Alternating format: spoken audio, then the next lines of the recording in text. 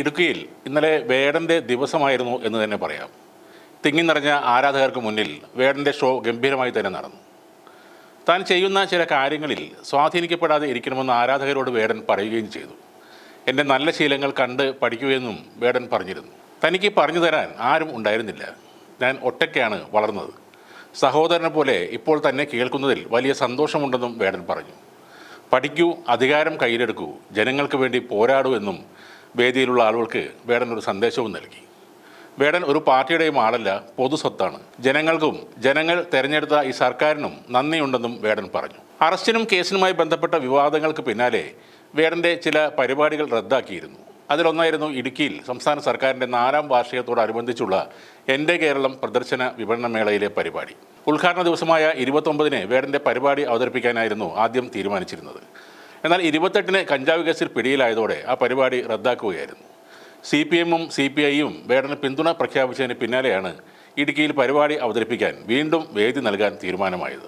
Wrapper വേടന് പിന്തുണയുമായി ഇപ്പോൾ CPM കേന്ദ്ര കമ്മിറ്റി അംഗം KK ശൈലജയും രംഗത്ത് വന്നിട്ടുണ്ട്. വേടൻ്റെ പാട്ട് സമൂഹത്തിൽ നിലനിൽക്കുന്ന അസമത്വങ്ങൾക്കെതിരെയുള്ള മൂർച്ചയുള്ള വാക്കുകളാണെന്നും വേടൻ സാമൂഹിക തിന്മകൾക്കെതിരെ ഇനിയും പാടിക്കൊണ്ടിരിക്കട്ടെ എന്നും KK ശൈലജ ഫേസ്ബുക്കിൽ ഒരു കുറിപ്പിലൂടെ എഴുതി.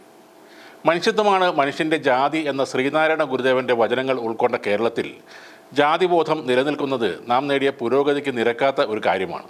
ഓരോ കിലോമീറ്ററിലും ഒരു ജാതി മാട്രിമോണി പരസ്യം കാണുന്ന കേരളത്തിൽ ജാതി വിവേചനമില്ലെന്ന് പറയുന്നത് എങ്ങനെ എന്ന വേടൻ്റെ ചോദ്യം നാം ഓരോരുത്തരും സ്വയം ചോദിക്കേണ്ടതാണെന്നും KK ശൈലജ പറയുന്നു.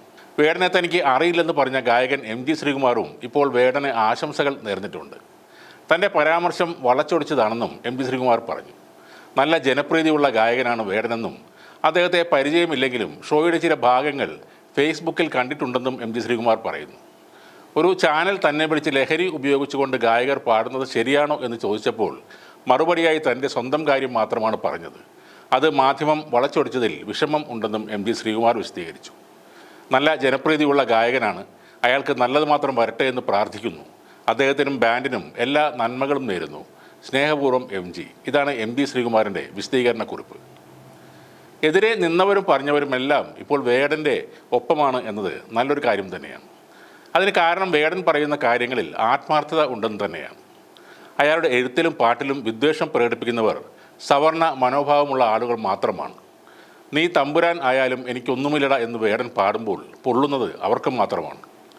അവരാണ് വേടൻ്റെ വീഴ്ച ആഘോഷമാക്കിയത്. എന്നാൽ സാധാരണക്കാർ വേടനൊപ്പം നിലകൊണ്ടു.